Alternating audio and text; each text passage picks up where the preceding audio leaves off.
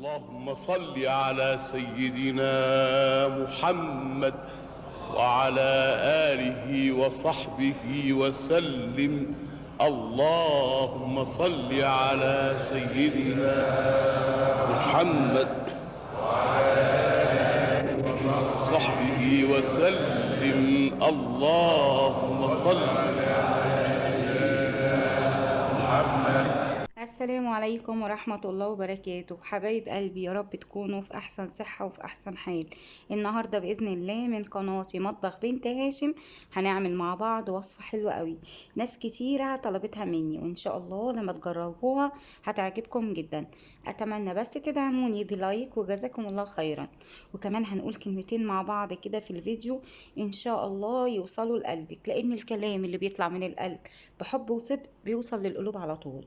ما تنسيش تعملي اللايك والاشتراك، ويلا نصلي على الرسول. اللهم صل وسلم وبارك على نبينا محمد وعلى آله وصحبه وسلم تسليما كثيرا.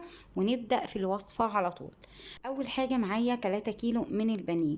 البانيه ده إن شاء الله الكمية دي طالعة إطعام. ناس كثيرة جدا بتشتكي من زفارة الفراخ أو البانيه، وبيقولوا إحنا مهما ننضفها ومهما نحط لها حاجات برضو بيبقى فيها كده نسبة من الزفارة، مش بنحبها. النهاردة بقى أنا هقولك على محلول للنقع حلو جدا، وهنتبل البانيه مع بعض بطريقة حلوة جدا وسهلة جدا، وهتخلي طعم البانيه بتاعك تستمتعي كده بطعم اللحمة بتاعت الفراخ. بسم الله ما شاء الله، زي ما انتوا شايفين كده الكمية كبيرة، وانا شفت ان القطعة ممكن تتقسم على 2. على فكرة احنا بنعمل الحركة دي ان انا لو حتة البانيه عندي كبيرة اقسميها على 2. ده هيكون افضل في التسوية، وكمان هتدي معاكي كمية اكبر. وده طبعا لما القطعة تكون كبيرة، يعني حتى لما قسمناها لجزئين زي ما انتوا شايفين القطعة الواحدة حجمها حلو جدا جدا. اما القطعة الصغيرة مش هنقسمها، هنخليها زي ما هي كده. تعالي بقى واحنا بنقطع كده كمية البانيه مع بعض، قوليلي انت هتتغيري امتى؟ يلي قاعدة بتشتكي طول الوقت وعمالة بقى تفكري في حالك، وعمالة تفكري في المشاكل اللي عندك. الفلوس مش هي الحل. لو فاكرة ان الفلوس هي الحل الوحيد لكل مشاكلك، صدقيني هي مش الحل. الحل ان انت ترضي باللي مقسوم. حاجات في ايديكي ربنا رزقك بيها ممكن تعمليها. ايه هي؟ ابسطها الذكر. الذكر يا بنات، احنا يعني ملهيين طول الوقت في شغل البيت، وهنعمل ايه وهنطبخ ايه وهننضف ايه. ماشي، كل ده حلو. طب ما ممكن وانا بعمل الحاجات دي اتشغل برضو بالذكر، يبقى احنا كده كسبنا دنيا واخرة. كمان الذكر فوائده كتيرة جدا جدا. يعني الصلاة على النبي عليه الصلاة والسلام من الحاجات الجميلة، اللي قبل ما تصلي كده على النبي عليه الصلاة والسلام تقولي انا هصلي 100 صلاة بنية ان ربنا يفك كربي ويفرج همي. ففعلا سبحان الله ربنا هيفك كربك ويفرج همك طول ما انت شغالة بتغسلي المواعين بتطبخي. اللهم صل وسلم وبارك على نبينا محمد وعلى آله وصحبه وسلم تسليما كثيرا. دي يعني هتحللك مشاكل كثيرة، بس أهم حاجة تداومي عليها. تعالوا بقى نشوف المحلول اللي عملناه للبانيه علشان ما يبقاش فيه اي ريحه زفاره خالص. وهو محلول بسيط جدا. اهم حاجه فيه الليمون. عصير الليمون ضروري جدا للطيور، ايا كانت فراخ بط وز. يعني لازم الليمون تستخدميه في محلول النقع، ومعلقتين من الملح الكبار وبس كده، ولا دقيق ولا خلي بالك الكلام ده. لو استخدمتي الليمون والملح هو كفيل ان يضيع اي ريحه زفاره. هسيب البانيه بتاعي في محلول النقع لمده ربع ساعه، وبعد كده هغسل البانيه كويس جدا جدا تحت الميه الجاريه، واسيبه يتصفى براحته خالص علشان نبدا نتبله. تعالوا بقى واحنا بنقطع البصل اللي هنستخدمه في تتبيلة البانيه. بسم الله ما شاء الله لا قوة الا بالله اللي انتوا شايفينه دوت. اقول لكم على كنز من كنوز الدنيا والاخرة. لا حول ولا قوة الا بالله. طول الوقت خلي لسانك شغال بذكر لا حول ولا قوة الا بالله.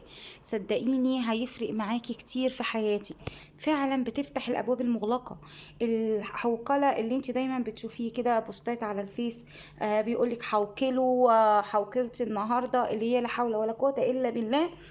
يعني من الحاجات اللي فعلا سبحان الله بتفتح لك ابواب كتيره جدا. عارفه معناها ايه؟ يعني انت لو عندك مشكله كده في حياتك او نفسك في حاجه تحصل وشايفه ان هي صعبه عليكي، تستحضري كده ان مفيش حاجه صعبه بحول وقوه ربنا. الملائكه سبحان الله لما جم يشيلوا عرش الرحمن قالوا له ازاي يا رب نشيله؟ قال لهم بلا حول ولا قوه الا بالله. فقدروا فعلا يحملوا عرش الرحمن بلا حول ولا قوه الا بالله.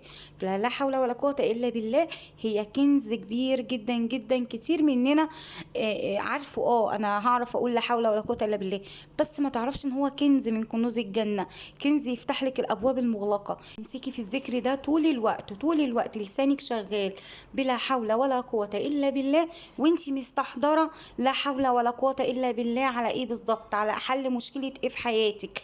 تقول يا رب هو عليا صعب وعليك هين بحولك وقوتك، لا حول ولا قوة إلا بالله.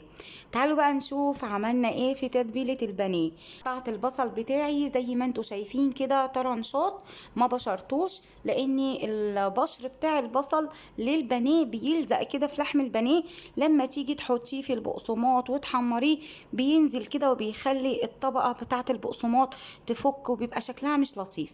فاحنا عايزين ناخد المية بتاعة البصل ونقدر واحنا بنعمل البانيه ونحطه في البقسماط ننفض كده قطعة البانيه بسهولة من البصل علشان ما تلزقش كده في قطعة البانيه، وزي ما قلت لكم بتبقى مش حلوة خالص.